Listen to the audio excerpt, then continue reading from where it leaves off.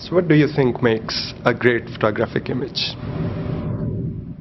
Well, in my view, the great photographic image is that the one that depicts the subject in a situation in an ordinary setup where the moment itself is not ordinary. You know, for example, from my experience, I work on managing the photography for UNICEF in emergencies, and I worked with a lot of different photographers. I learned from them, and I contributed to their good work. But I noticed that the most important element for a successful image is that of the engagement. When you engage with your subjects, you get the most out of their passions, their suffering, their optimism, whatever is the status that they are passing through. Sometimes I feel the photo is the most powerful communication medium nowadays.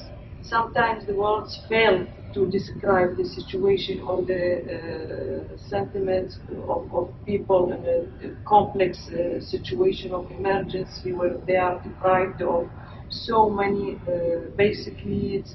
A picture sometimes would convey the message more powerfully than any other format. That's brilliant. You have worked with many renowned international photographers over past couple of decades. What are your experiences about the challenges most of these photojournalists face? Well, the challenges they are, the biggest challenge that they have to overcome is that the understanding of what is the situation that they are capturing. Once you understand what is the situation, you can ensure that all the elements that you need and that to be communicated in that photo, it should be there. That's the biggest challenge for the photographer. Once you understand the situation and the factors that have led to this situation, then you will be able to capture the photo, and that is really powerful. For example, you are going to, you are sent to capture photos for children in armed conflict in the war zone in Iraq or in Somalia. As a photographer, you need to understand the background of all the situation. It's not about getting children in a desperate situation or getting assistance from UN agencies or whatever. I need to understand what lies behind the situation that brought them to this situation. In this age of digital manipulation and onslaught of image editing softwares, do you still see photograph as a credible source of truthfulness?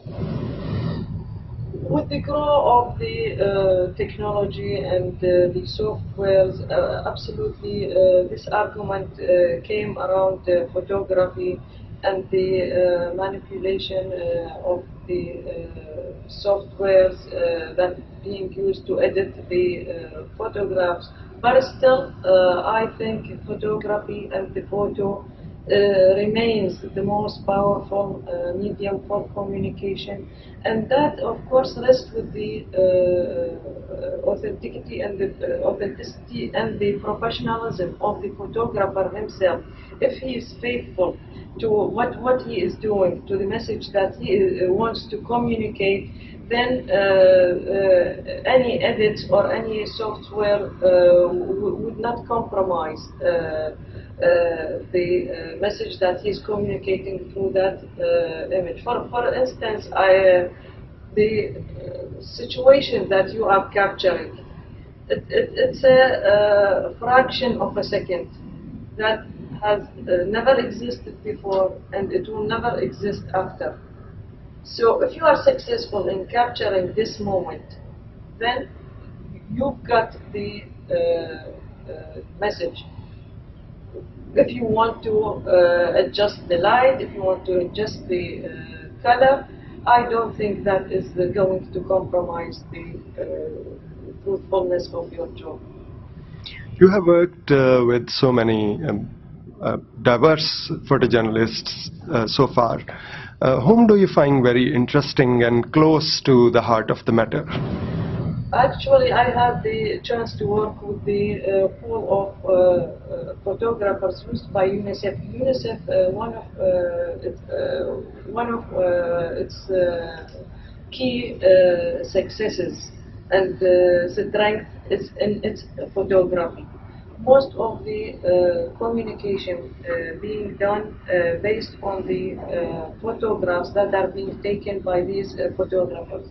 They are deployed to emergency situations and even normal situations to capture these photos. So one of the, or actually two of the photographers whom I got really impressed by are Shehzad Nourani, he's a Bangladeshi, and Roger Lemoyne, he's Canadian. I worked with them in Iraq and elsewhere here in Pakistan and in Kenya and in Liberia, and I was really impressed by the way they are using their photographic skill into communicating the situation of children they are working with. Many Arab women photographers making waves across the globe. Are you impressed by anyone's work particularly? Actually, I haven't been in touch with them personally, and that is the key for me, is to be in touch with the person himself, because you know, this also brings us back to your previous question about the digital manipulation, and I want to work with the person in the field and see how he establishes his relationship with the subjects, how he understands that situation, and how he captures the successful photo. That's what impressed me about the photographer. But I didn't have the chance to work with the Arab female photographers so far. But I hope I would be given the chance one day to be there. Earlier in a previous brief conversation, you mentioned that most of the photographers you worked with were particularly focused on issues concerning children across the globe. Would you elaborate that point a bit? Well, nowadays in this havoc that is permeating the world, and these emergencies, these armed conflicts, natural disasters, you will find the children are the most hit among the population affected by that situation. They end up shelterless, without food, away from school, and being exploited. All this, you know, these children, they don't have the means to get themselves up and find their way in life unless you give them assistance and the helping hand. For this, you need the means and the support, if it's the international support, the moral support, or funding. For this, you need to communicate their situation out to the world. For example, you have situation in children in a bad situation in Somalia. How would the people in Japan or in France who wants to help them would know about their situation unless you show them? And you have the tool. You simply capture their situation and communicate it to the outside world with these pictures. Out of your vast experience with a lot of photography going around in contemporary time, What would you suggest to younger generations coming up with cameras? How could they make their work more meaningful to the world?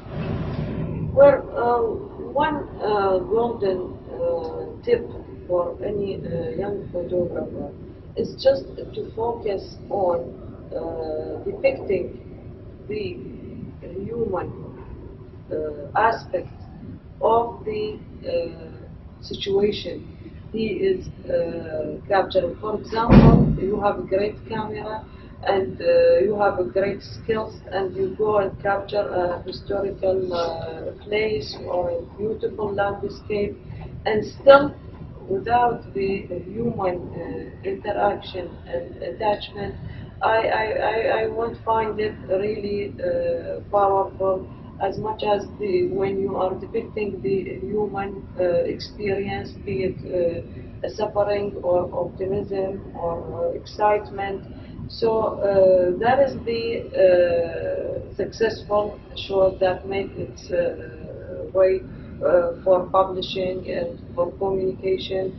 And also when you are focused on capturing the human experience, you would need to maintain the dignity of your subject.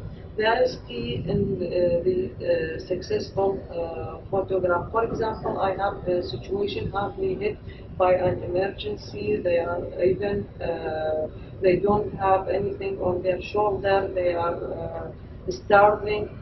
Still, when I take the picture, I would really want to make sure that they are portrayed in a dignified way rather than getting a sensational image showing miserable people, because it's not about getting the reality or against the reality, but for what purpose am I getting this picture for? For example, from my work experience, I want to get this picture of a starving child to the my program donors.